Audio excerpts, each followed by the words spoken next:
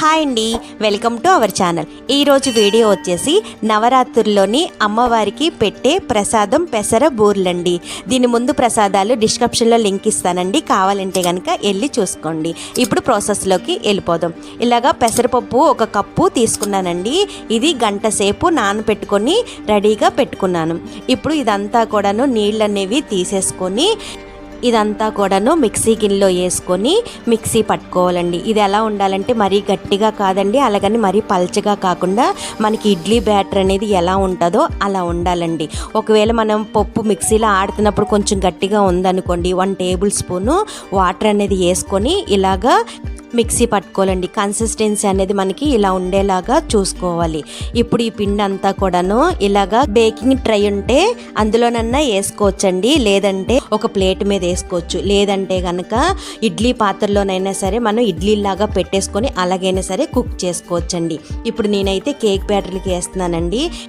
ఇదంతా కూడాను నెయ్యిని అప్లై చేసుకోవాలండి. ఇలా మొత్తం అంతా కూడా నెయ్యి అప్లై చేసేసుకున్నాక మనం మిక్సీ పట్టుకున్న పిండి అంతా కూడాను ఇందులో వేసుకోవాలండి. వేసేసుకున్నాక ఇప్పుడు ఇదంతా కూడాను ఈవెంట్గా స్ప్రెడ్ చేసుకోవాలండి. ఇలా రెడీ చేసుకొని పెట్టుకోవాలి. ముందుగానే స్టవ్ వెలిగించి స్టవ్ మీద ఒక కళాయి లాంటిది పెట్టుకొని అందులోని కొంచెం వాటర్ పోసుకొని వేడి చేసుకొని రెడీ చేసుకొని పెట్టుకున్నానండి. ఇప్పుడు ఇందులోకి ఒక స్టాండ్ అనేది పెట్టుకొని ఇప్పుడు ఇందులోకి మనం ముందుగానే రెడీ చేసి పెట్టుకున్నాం కదండి పిండి వేసుకొని ఆ ట్రై ఇందులో పెట్టుకొని మూత పెట్టుకొని స్టీమ్ చేసుకోవాలండి. మంటని మీడియం ఫ్లేమ్లో పెట్టుకొని ఒక 10 మినిట్స్ ఇది స్టీమ్ చేసుకోవాలండి. ఇప్పుడు స్టీమ్ అయిపోయాక ఒకసారి మూత తీసుకొని చెక్ చేసుకోవాలండి. చాక్తో కానీ ఫోర్క్తో కానీ ఇలా చెక్ చేసుకున్నాక మనకి దీనికి ఏమి పిండి అనేది అంటుకోకుండా ఉంటే ఇది మనకి రెడీ అయిపోయినట్టేనండి. ఒకవేళ అంటుకుంటుంది అని అనుకుంటే కనుక 2-3 నిమిషాలు ఉడికించుకోవాలండి. నాకైతే రెడీ అయిపోయిందండి. ఇది బయటికి తీసుకొని చల్లారి పెట్టుకోవాలి. చల్లారిపోయాక చాక్తోని ఈ సైడ్ అంతా కూడా ఇలాగా సపరేట్ చేసుకోవాలి. ఇప్పుడు ఇదంతా కూడా ఒక ప్లేట్లోకి తీసేసుకోవాలండి. ఇలా తీసేసుకున్నాక ఇది చిన్న చిన్న ముక్కల కింద చేసుకోవాలండి. ఇలా మొత్తం అంతా కూడాను ఇలాగే ముక్కల కింద చేసుకొని రెడీ చేసుకోవాలండి. ఇప్పుడు ఇలా చేసుకున్న దాన్ని ఇప్పుడు ఇదంతా కూడాను మిక్సీ గిన్నెలో వేసుకొని మిక్సీ పట్టుకోవాలండి. ఇది మిక్సీ అనేది ఒకసారి తిప్పేకూడదండి, ఒకసారి మనం ఇలా తిప్పుకొని ఆపేసుకోవాలండి, అలాగే మళ్ళీ తిప్పుకొని ఆపేసుకోవాలి. అలాగ మిక్సీ పట్టుకోవాలండి. అప్పుడు మనకి ఇది పొడి పొడిలాడుతూ వస్తుంది. ఒకసారి మీరు ఇలా తిప్పేసుకుంటూ ఉన్నారనుకోండి అది ముద్దలాగా అయిపోతుంది. అలా కాకుండా ఇలా పొడి పొడిలాడేలాగా చూసుకోవాలండి. ఇక్కడే మనం కొంచెం జాగ్రత్తగా మిక్సీ అనేది పట్టుకోవాలి. ఇప్పుడు స్టవ్ వెలిగించి స్టవ్ మీద ఒక పాన్ పెట్టుకొని అందులోకి తురిమిన బెల్లం 1 కప్ వేసుకోవాలండి. ఇప్పుడు ఇందులోకి 1 టేబుల్ స్పూను వాటర్ అనేది వేసుకోవాలి. ఒకసారి ఇది ఇలాగా కలిపేసుకోవాలండి. ఇలా కలుపుకున్నాక ఇప్పుడు ఇందులోకి 1/2 కప్పు పంచదార అనేది వేసుకోవాలండి. ఇప్పుడు ఇవన్నీ కూడాను ఒకే కప్పుతోని కొలత అనేది కొలుసుకోవాలండి. ఇలా 1/2 కప్పు పంచదార వేసుకున్నాక ఇదంతా కూడాను కరిగేంత వరకు కలుపుకోవాలండి. ఇది ఇలాగా మనకి కరిగిపోయాక ఇప్పుడు ఇందులోకి తురుముకొని ఉంచుకున్న పచ్చి కొబ్బరి అండి 1 కప్పు వేసుకోవాలి. ఇప్పుడు ఇదంతా కూడా కలిసేలాగా బాగా కలుపుకోవాలండి. ఒక 1 మినిట్ వరకు ఇదంతా కూడా ఇలాగా కలిపేసుకోవాలి. ఇలా కలిపేసుకున్నాక ఇప్పుడు ఇందులోకి ముందుగానే మిక్సీ పట్టుకొని రెడీగా పెట్టుకున్నాం కదండి, ఇప్పుడు ఇదంతా కూడాను ఇందులోని వేసేసుకోవాలి.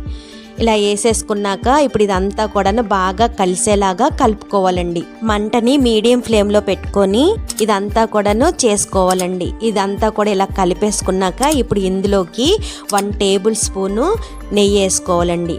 1/2 టీ స్పూను యాలకుల పొడి వేసుకోవాలి. ఇప్పుడు ఇదంతా కూడాను బాగా కలిసేలాగా కలుపుకోవాలండి. ఎలాగంటే మనకి ఇదంతా కూడా ఒక ముద్దలాగా అయిపోయి పాన్ నుండి సపరేట్ అయ్యేంత వరకు కూడా ఇలాగా కలుపుకోవాలండి. ఇప్పుడు ఇది ఇలాగ సపరేట్గా వచ్చేస్తుంది కదండి, ఇంకా మనకి ఇది రెడీ అయిపోయినట్టే. స్టవ్ ఆఫ్ చేసేసుకొని చల్లారి పెట్టుకోవాలండి. ఇదంతా కూడా ఇలాగ చల్లారిపోయాక ఒకసారి చేతితో ఇలాగా కలుపుకోవాలి. ఇలా కలిపేసుకున్నాక ఇప్పుడు ఉండల్లాగా చుట్టుకోవాలండి. ఉండలు సైజు అనేది అది మన ఇష్టం అండి. మనకి ఎంత సైజు కావాలనుకుంటే ఆ సైజులోని ఉండలు అనేది చుట్టుకొని అన్నీ కూడా ఇలాగే చుట్టుకొని రెడీ చేసుకొని పెట్టుకోవాలండి. ఇప్పుడు ఇవన్నీ కూడా రెడీ చేసుకొని పక్కన పెట్టేసుకున్నాక స్టవ్ వెలిగించి స్టవ్ మీద కళాయి పెట్టుకొని అందులో ఆయిల్ పోసుకొని ఆయిల్ వేడి చేసుకోవాలండి. ఆయిల్ వేడెక్కేలోపు మిగతా ప్రాసెస్ చేసుకుందామండి. పిండిని ఇలాగ ముందుగానే రెడీ చేసుకొని పెట్టుకున్నానండి. 1 కప్పు మినపప్పు వేసుకోవాలండి. 2 కప్పులు బియ్యం పోసుకొని ఒక 4-5 గంటలు నానబెట్టుకోవాలండి. నానబెట్టుకున్నాక గ్రైండర్లో వేసుకొని ఇలా మెత్తగా పేస్ట్ లాగా చేసుకొని పెట్టుకున్నానండి. ఇప్పుడు ఇందులోకి 1 టేబుల్ స్పూన్ బెల్లం వేసుకోవాలండి. కొంచెం ఉప్పు అనేది వేసుకొని ఇదంతా కూడాను బాగా కలిసేలాగా కలుపుకోవాలండి. మనకి బూరెలది పైన లేయర్ అనేది మరీ గట్టిగా ఉండకూడదండి, అలాగని మరీ పల్చగా ఉండకూడదు. ఇగోండి ఈ కన్సిస్టెన్సీలోని ఉండేలాగా చూసుకోవాలండి. మనకి పైనుంచి పిండి వేస్తుంటే ఇలాగ జారుగా ఎలా పడుతుందండి, పిండి అందులో కలిసిపోవట్లేదు కదా, అలాగుండేలాగా చూసుకోవాలండి. ఇప్పుడు అందులోకి మనం ముందుగానే రెడీ చేసుకొని పెట్టుకున్నాం కదండి ఉండల్ని, అవి ఇందులో వేసుకొని ఒక 2-3 సార్లు ఇలాగా కోట్ చేసుకోవాలండి. అలా చేసుకున్నాక ఇలాగ 2 వేలతో ఇలా తీసుకొని ఇప్పుడు కాగుతున్న నూనెలోని వేసుకోవాలండి. ఇలా వేసేటప్పుడు ఒకదానికొకటి అంటుకుపోకుండా చూసుకోవాలండి. ఇవన్నీ కూడా ఇలా వేసేసుకున్నాక మంట లో ఫ్లేమ్లో పెట్టుకొని వేయించుకోవాలండి. ఒక సైడ్ మనకి ఏగిపోయాక రెండో వైపుకి టర్న్ చేసుకోవాలి. ఇలా కలుపుకుంటూ వేయించుకోవాలండి. అప్పుడు మనకి పై లేయర్ అనేది పచ్చిగా లేకోకుండా చక్కగా ఏగిపోతాయండి. ఇవన్నీ కూడా ఇలాగా వేయించేసుకున్నాక ఇప్పుడు ఇంక ఇవి రెడీ అయిపోయండి. ఒక ప్లేట్లోకి తీసేసుకోవడమే. ఇవన్నీ కూడాను ఇలా తీసేసుకున్నాక మిగిలినవి కూడాను ఇలాగే వేసుకొని వేయించుకొని ప్లేట్లోకి తీసేసుకోవాలండి.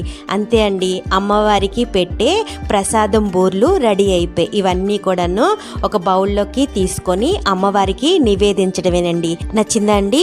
ఈ వీడియో కనుక మీకు నచ్చినట్టయితే లైక్ చేయండి, షేర్ చేయండి, మీ ఫ్రెండ్స్కి ఫార్వర్డ్ చేయండి. సబ్స్క్రైబ్ చేసుకోవడం అసలు మర్చిపోద్దండి. పక్కనున్న బెల్ ఐకాన్ని క్లిక్ చేయండి, నా నోటిఫికేషన్స్ మీకు వచ్చేస్తాయి. Thanks for watching.